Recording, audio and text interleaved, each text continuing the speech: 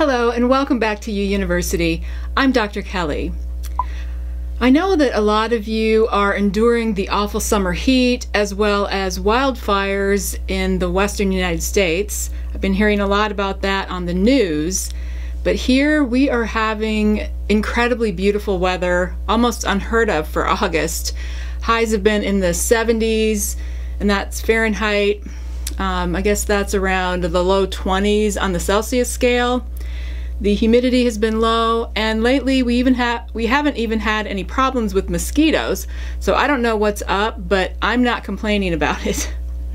My bike rides in the mornings have been very cool and perfect, no wind to deal with either. So lately it's been the best weather we could ask for. Now, as you know, last week my sister was visiting, and this week she went home to Nevada, and it was like 107 degrees there, which is around 40 degrees Celsius. So she was a little spoiled while she was here with all the gorgeous weather we had. Well, I have a lot to talk to you about today, so I'm going to jump right in. But before I do, just a quick update on my knitting. This weekend I went to my local knitting group, which I had not been to in quite a while, and it was great catching up with all the ladies. I took the worsted weight socks that I showed you last time and was working on the second one, and I did make good progress. I finished all the gusset decreases, but I didn't get the sock completely done, so I'm not going to do a whole separate knitting segment for that. I'll just wait and show it to you when it's finished, hopefully next week. I haven't had a gadget segment lately, and for today's video I thought I would bring out one of my all-time favorite gadgets and show it to you. It's something that I've had for years, probably 8 years now, and that is the knit kit. This is kind of an all-in-one set of knitting tools, pretty much everything you would need to finish a project, all included in this small plastic unit. Now, mine was the first version that was originally sold back in 2009, and they have updated the kit several times since then. It's basically still the same, but there are a few differences that I'll tell you about. So the dimensions on the knit kit are 3.5 by 5 inches, and it's about a 1/2 inch thick, and it weighs 4 ounces. It includes 9 different knitting tools that you might need for a knitting project. Now, on the front of the knit kit, you'll find a row counter. To advance the counter, you just press this button on top, and then to reset it, you can just turn the dials, which will move the numbers back to 0. Mine has a button on the front for locking and unlocking the row counter. When the button is in locked position, you can't press down on the row counter. And I guess this is so when you have the knit kit in your bag or something that it won't accidentally advance the numbers. But this lock button is not on the new models, so I'm not sure if they have a different locking mechanism now. If you have one of the new ones, let me know in the comment section below if there's still a way to lock the row counter, because maybe they just took that feature off. You also have a handy little yarn cutter right here. To cut your yarn, you just fold this little piece out. It has a tiny blade on it surrounded by plastic, so you're not in real danger of cutting your finger or anything. Lay the yarn across the blade and pull down, and the blade will cut it right in half. And then at the bottom there is a 5-foot flexible tape measure. To use the tape measure, just grasp the little plastic grip and pull out as much as you need. When you're done, to retract the tape measure, you just press this button on the front of the knit kit and the tape measure will pull back in. Along the left side of the knit kit, you get a little plastic crochet hook that is fully removable. My crochet hook is just one-sided, but the new models have a double-sided crochet hook. And this is great for picking up drop stitches or weaving in ends. Then on the back of the knit kit, there's a clever little compartment that you open, and inside you'll find tiny collapsible scissors that has its own little place. To use the scissors, take it out of the compartment, hold on to the 2 circles, and pull them straight apart as far as they go. Then pull them down and together. Now you have an adorable little pair of scissors to use when you need it. To fold the scissors back up, hold the two circles and pull them apart as far as they go, and they'll be right across from each other. Once they're in that position, push them together, and they're folded and ready to replace into their little spot in the knit kit. And then in the small open space right next to the scissors, there's room for storing stitch markers and other small items. The knit kit comes with little rubbery stitch markers in different sizes, needle point protectors, and a tapestry needle. Now in this first version that I bought, it didn't come with a tapestry needle, so I just put my own in there. But the current models do include the tapestry needle. One additional tool that comes on the new knit kit is a needle gauge that is found on the cover of this compartment. So mine doesn't have that, but I think it's a great idea that they added this on later models. And the whole thing is covered in this sturdy plastic case. So I've used the heck out of this thing for the past 8 years. It is so convenient to simply toss into your project bag and have everything right there when you need it. And it's especially awesome for traveling. It is fully TSA approved, even the little scissors, so you don't have to worry about getting your knitting accessories confiscated at airport security. I've traveled with it many times in both the US and in Europe and love it for that purpose. Everyone calls this the Swiss Army knife for knitters, and it really is that useful. Currently the knit kit comes in 9 different colors: rose, sky blue, silver, teal, purple, magenta, royal blue, red, green, and black. You can order these directly from the knit kit's website, but right now they are all sold out. Apparently they recently opened a new production plant and are shifting all their manufacturing to the US, so I'm not sure when the new knit kits will be ready to be shipped. However, if you're interested in getting one now, I did find the blue one available on the Interweave website. They only have the one color, blue, but it's currently on sale for $18.99. And the regular price is $29.99. I'm not sure how long the sale goes, but if you want a knit kit, I would recommend that you get it from this Interweave sale because that's a really good price. I'll include the link to the Interweave sale below, and I'll also put the link directly to the knit kit website below so that you can get all the different colors once they're back in stock. I saw that you can also get these on Amazon in a couple of different colors, but they are more expensive, like around $35. So that is the knit kit, one of my favorite knitting gadgets of all time.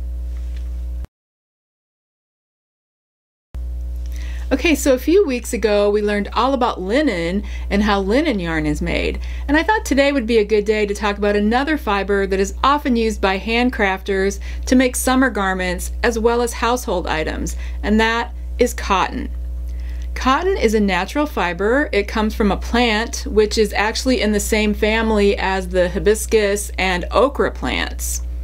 And of all the natural fibers, cotton is probably the most important. Each year, over 25 million bales of cotton are produced, far exceeding the production of any other natural fiber. And as this implies, cotton is the most used fiber in the world. It is produced in 90 countries around the world, with about 80% coming from small farms. The leading producers of cotton include the United States, China, India, Pakistan, Turkey, and Uzbekistan. In the US, the states that primarily cultivate cotton are located in the Cotton Belt, which includes all of the southern states. Besides textiles, cotton is pressed for cottonseed oil that is used in food, cosmetics, soaps, candles, detergents, and paint. Cotton hulls are used for animal feed, fertilizer, fuel, and even cardboard. Even American money is made with cotton. It is 75% cotton and 25% linen, which is why when you find money in the washing machine, it's still in one piece. Now, because cotton is a plant fiber, it's mainly composed of cellulose. and humans have used cotton for over 7,000 years. The oldest evidence of cotton use was found in Mexico in a cave where scientists unearthed pieces of cotton cloth. Cotton grows wild in numerous locations around the world. In fact, wild cotton has been found in Australia, Africa, Mexico, Brazil, and most other tropical areas. But it's believed that the first cultivation of cotton was in India or Egypt. We also know that people in Peru were familiar with cotton thousands of years ago. Before the rise of cotton, Europeans were clothed in wool, linen, and leather. Silk was an extravagant luxury imported from China. Cotton manufacturing was first introduced to Europe by Arabic people who settled in Spain in the 8th century. By the 14th century, Mediterranean farmers were cultivating the cotton plant and shipping the fiber to the Netherlands for spinning and weaving. Cotton was cultivated by American Indians by the 16th century, as it was noted by early Spanish explorers. England was reluctant to embrace cotton, though, passing laws prohibiting the import or manufacturing of cotton cloth. Now, these laws were enacted to protect the powerful English sheep and wool industry. However, the interests of British merchants and manufacturers other than those working in the wool trade ensured that cotton became an important commodity in British markets despite this legislation. By the 17th century, the British sought to rival imported cotton from India by dyeing cotton cloth themselves, which led to the expansion of the dye industry. Cotton was imported from Brazil and the West Indies to be woven by British workers. 150,000 men, women, and children were employed to card, spin, and weave cotton in their homes. With the Industrial Revolution came mechanization of these various processes, including methods of speeding up spinning and weaving cotton in factories instead of in people's homes. These innovations quadrupled the production of cotton textiles within 10 years. The marketing and distribution of cotton cloth was centered primarily in Manchester, which acquired the nickname Cottonopolis, from which cotton goods were sent around the world. Meanwhile, in North America, by the early 17th century, American colonists in Virginia had planted cotton. The first cotton mill in America was constructed in 1790. Cotton was used to make textiles, thread, tape, candle wicks, cord, and rope. Sometimes cotton would be left unspun and was used for quilting and at the bottom of ink pots to absorb the ink and prevent spilling. But the biggest limitation of cotton production was removing the cotton fibers, called the lint, from the sticky, tenacious seed. For centuries, the separation process had all been done by hand or with primitive mechanical aids. This was a slow, tedious, and costly process. Cotton grows in a cup-like boll, spelled B-O-L-L, boll, that holds about 30 seeds. One bale of cotton once held about 5 million individual seeds, and each seed had to be removed. By hand, it might take around 20 seconds to remove just one seed. So for one person to clean the seeds out of a whole bale of cotton, that would mean something like 13 years of labor. Without some sort of mechanical seed removal, cotton was a very impractical textile. Since the late Stone Age, people had been using a flat stone slab and a skinny hardwood roller, or later on the little roller might be metal. And you would lay the cotton on the slab and grasp each end of the roller. As you rolled it over the cotton, the seeds were pushed out in front of it. Of course, that takes both muscle and skill. During the Middle Ages, seeds were removed with pairs of wooden rollers. They looked like an old washing machine wringer and were hand cranked to push the seeds out. But even with these primitive tools, seed removal still took a long time. It was still a tedious and labor-intensive process. Now, I'm sure you all remember your grade school history lesson that Eli Whitney took us from these time-consuming, tiring methods of removing cotton seeds to industrial methods that revolutionized the production of cotton. He, of course, invented the cotton gin. Whitney was a graduate of Yale University who took a job as a tutor to the children of a widowed plantation owner in South Carolina. After living in the South for only a short time, he noticed how much people were concerned with the problem of removing seeds from cotton.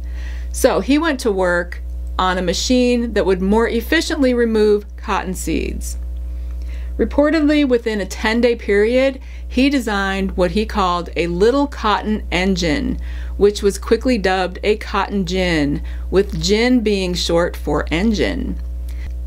With the cotton gin, each worker's output of cotton increased from 1 pound of cotton per day to 50 pounds. The cotton gin enabled cotton to surpass flax and wool during the Industrial Revolution. Now, cotton has quite a long growing season. It can be as long as 7 or even 9 months in some places from planting to harvesting the cotton. The growth of the cotton fiber itself is quite interesting. About 5 to 7 weeks after planting, small flower buds appear on the cotton plant. As the buds develop, they swell and open into an attractive creamy white or yellow flower. You might notice that the flowers look very similar to hibiscus and okra flowers, which shows their genetic relatedness to cotton. After pollination, the flower changes color into a pinkish red and then withers and falls off, exposing a small green immature cotton boll. This is the pod containing the seeds from which the cotton fibers will grow. Each cotton plant may bear up to 100 bolls. As the fibers thicken within the boll, it enlarges, and after about 45 days, it begins to split open, exposing the cotton fibers to the sun and air. The cotton boll will dry out and fluff up, and then it's ready to be picked.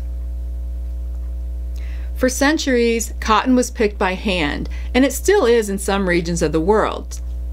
A hand-picking laborer might be able to pick 50 pounds in an 8-hour workday, but in most places, mechanical cotton pickers are used. Each machine replaces about 50 hand pickers. These can harvest up to 190,000 pounds of cotton per day. So you can see the economic difference here. If one person can pick 50 pounds per day, 50 people would pick 2,500 pounds, and a mechanical harvester can pick about 75 times that much. After picking, the cotton is cleaned by automated gins that fluff up the cotton and then clean the seeds, sticks, and leaves and that kind of stuff out of it. Then the cotton is compressed into 500-pound bales, which are banded and wrapped to maintain the proper moisture content of the cotton and keep the bales clean during storage and transportation. Raw bales of cotton are purchased by textile mills, which process them in stages, with the final product being cotton yarn. The cotton is put through the process of carding, combing, and then spinning, after which it's placed on bobbins. Machines do this quite efficiently. In 1 month, a mill can produce the equivalent of about 600,000 skeins of worsted weight yarn. And then the yarn can be used for factory weaving or knitting, or it can be sent to yarn companies who sell it to us for hand knitting, crocheting, weaving, and that kind of thing. Of course, some of the pre-spun cotton is sold as roving for those of us who like to spin our own yarn as well. Now, hand spinning cotton can be challenging because it has such a short staple. So there are a couple of popular ways that people tend to spin cotton. One method uses a tockley, which is a very lightweight supported spindle that spins really fast. It is designed for spinning short fibers, so it's excellent for spinning cotton. Most tockleys have a metal shaft and a wooden whorl. I have a tockley spindle here. This is a shacked pear tockley support spindle. It has a brass shaft and a maple pear-shaped whorl. And this type of spindle originated in India and is used there extensively for spinning cotton. Another tool that is commonly used for spinning cotton is a charkha, which is a portable spinning wheel invented by Mahatma Gandhi. Charkha literally means wheel in India. It has a double wheel drive, which allows greater speed and control, and it's hand cranked. Most charkhas today are called box charkhas. To use one, you sit cross-legged on the floor, and usually the charkha would be on your right so that the spindle is in front and to the left, and the crank sits next to you so that your right hand falls easily onto it. And then you crank the wheel and draw out the cotton. Now, I don't have a charkha, but I think it's fascinating to watch people spin with them.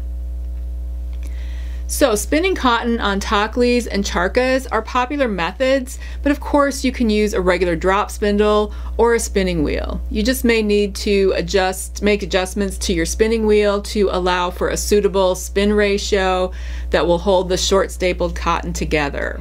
Now let's talk a little bit about the characteristics of cotton fiber and yarn. Cotton is a medium weight fiber that is naturally cream or tan in color. Its staple length ranges from 1 to 2.5 inches, so overall it has a pretty short staple compared to something like wool. Most cotton fiber is around 1 inch long, but the higher quality long staple cotton like Pima cotton and Egyptian cotton is around 1.5 to 2 inches long. And Sea Island cotton, which is the rarest and most luxurious, can have a staple of 2.5 inches long. The longer the staple, the softer and the silkier the yarn feels, and the more expensive it is. Here's a look at the staple length of different types of cotton. The top one is Sea Island cotton with its long 2.5 inch staple. This cotton is in extremely limited supply and is very expensive to grow and process.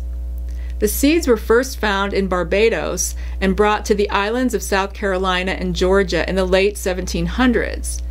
The farmers who grew it there jealously guarded the secret of their seeds, handing it down through the generations. But between boll weevil infestations and the devastation of the Civil War, the Sea Island cotton industry was wiped out almost in a single season.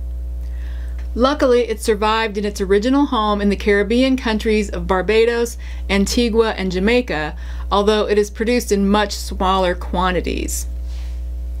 This cotton is harvested by hand with great care.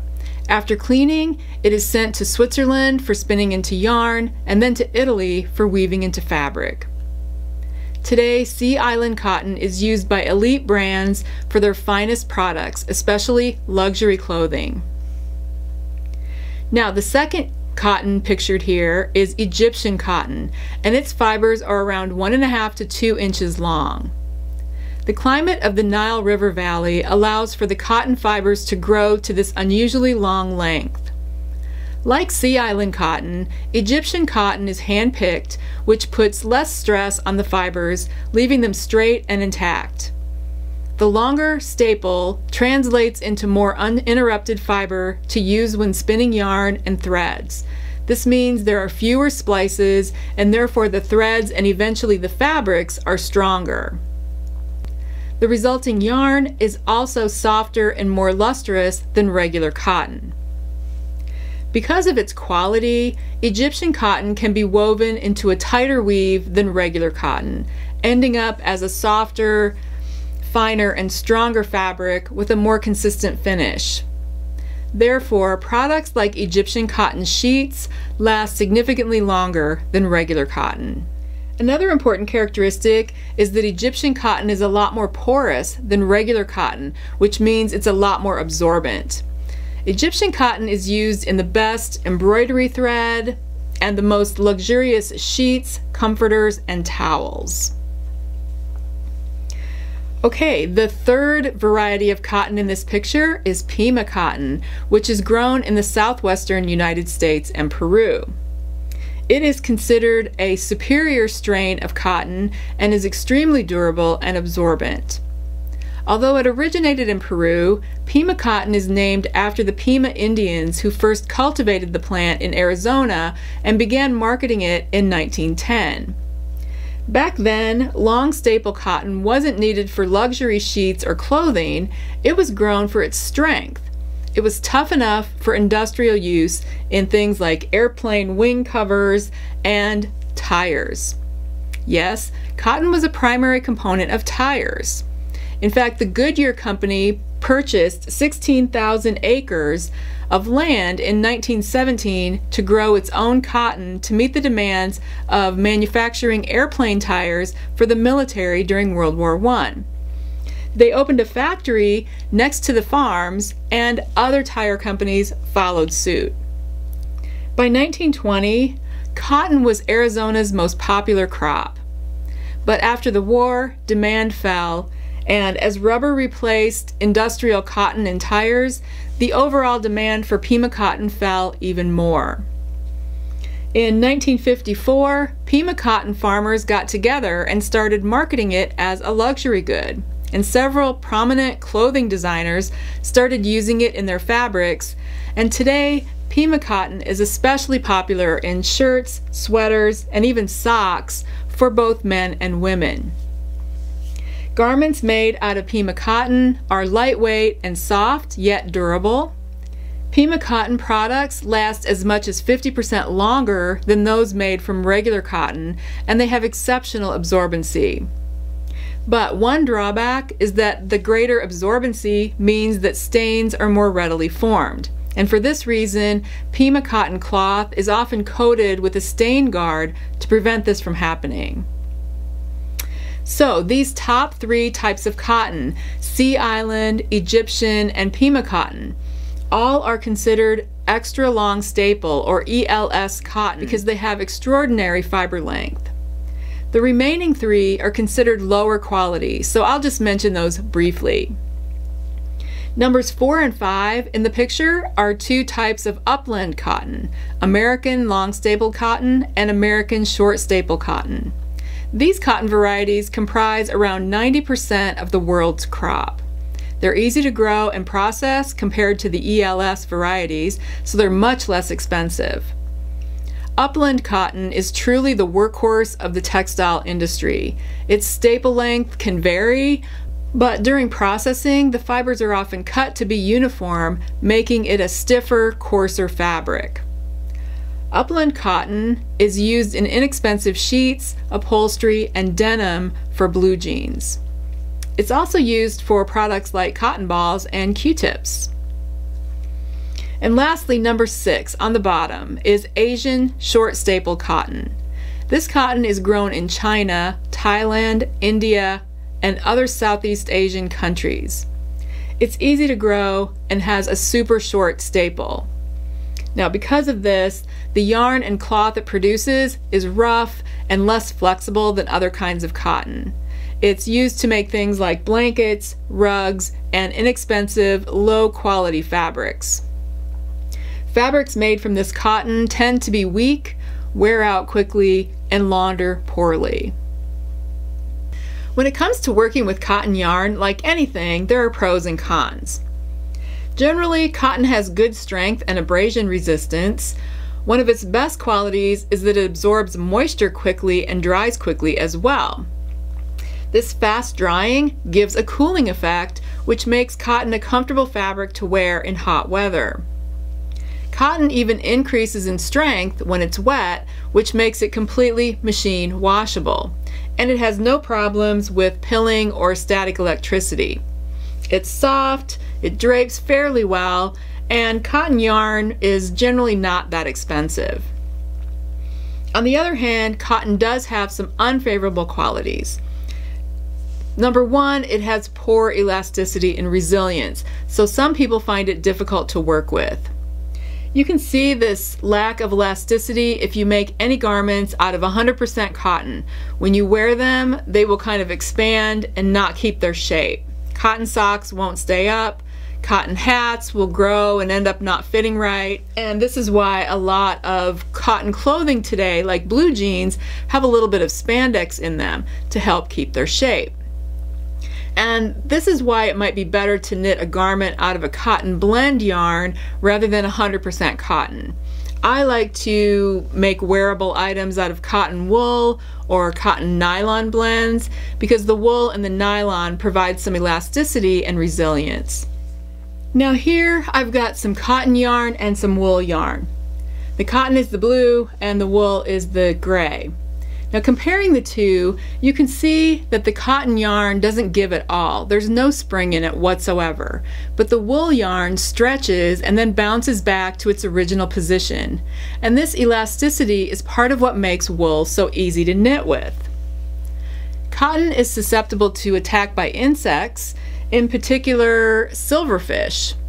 But your cotton is safe from clothes moths though. Clothes moths like to eat wool but not cotton.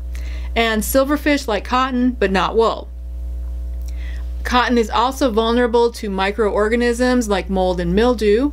You might know this if you've ever forgotten a load of cotton clothes in the washer and a few days later you open the washer lid and it's pretty stinky in there. The good news is that cotton can be safely bleached, which will remove mold and mildew. But cotton will disintegrate in acids like vinegar. So it's kind of the opposite of wool in this regard. Wool disintegrates in bleach but stands up pretty well to acids. Cotton disintegrates in acids but holds up to bleach.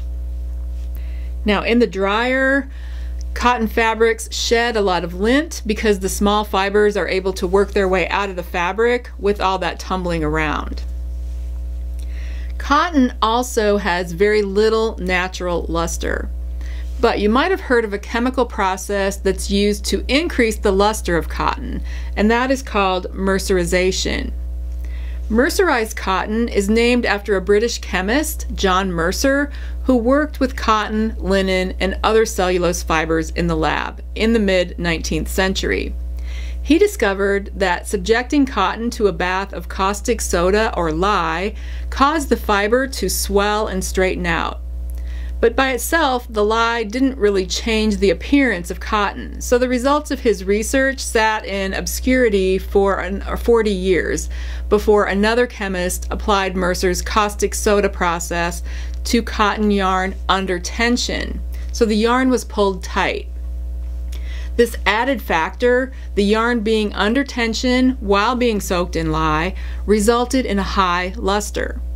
Without the tension applied, the luster didn't happen. Now here are a couple of yarns that I brought over to do a quick comparison of mercerized and unmercerized cotton. The mercerized cotton is the green and the unmercerized is the blue.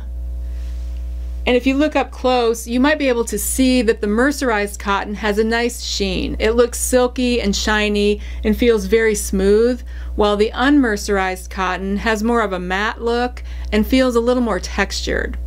They are both nice yarns, but the mercerized one feels just a little bit softer, while the unmercerized one is slightly stiffer feeling. I think that the mercerized cotton looks smoother and prettier in general. So mercerization is one of the most important finishes for cotton. It imparts a beautiful luster to the cotton, increases its strength by nearly 25%, and improves dye application, producing brighter colors than are possible without mercerization. In addition, it enhances softness and drapeability. Okay, so what have we learned about cotton today? Well, cotton is truly an amazing fiber. It has been spun, woven, and dyed since ancient times and is still the most widely used fiber for cloth today. It is soft and fluffy and grows in a bowl around the seeds of the cotton plant. There's almost nothing that cotton can't be turned into. Clothes, bedding, table linens, upholstery, even art. So I hope you're inspired to try out some cotton yarn or cotton blend yarn this summer. It's definitely a cool alternative to wool. Well, that brings us to the end of today's show. I hope you enjoyed finding out about the history of cotton, the different varieties of cotton, and its qualities. Did you already know about these things, or did you learn anything new? Have you ever spun or knit with cotton yarn? I suspect a lot of you have at least knit or crocheted with it. And if you have, how did you like working with it? I'm always interested in your experiences with the topics I talk about, So let me know in the comment section below your thoughts and feelings about cotton. And please also leave a comment if you have any questions about today's show, or if you have an idea for what you'd like to see on future episodes, or if you'd like to see a product tested. Leave your suggestions in the comment section below. You guys have had some great ideas that I'll definitely use for future videos. I always enjoy reading your remarks, and I appreciate your ideas and questions that stimulate new show topics. And as always, I will include links to everything that I talked about in the information box below this video. Thank you so much for spending some time with me today, and I'll see you in the next video. Now for next week, I'm thinking about discussing the process of blocking your hand knits. And I thought I would show the different supplies and equipment that can be used to do different kinds of blocking. You might already have some of these items or have seen them, but there might be some new things that you haven't encountered before. So I hope you want to come back and join me for that. And until then, stay smart and have a sparkly week.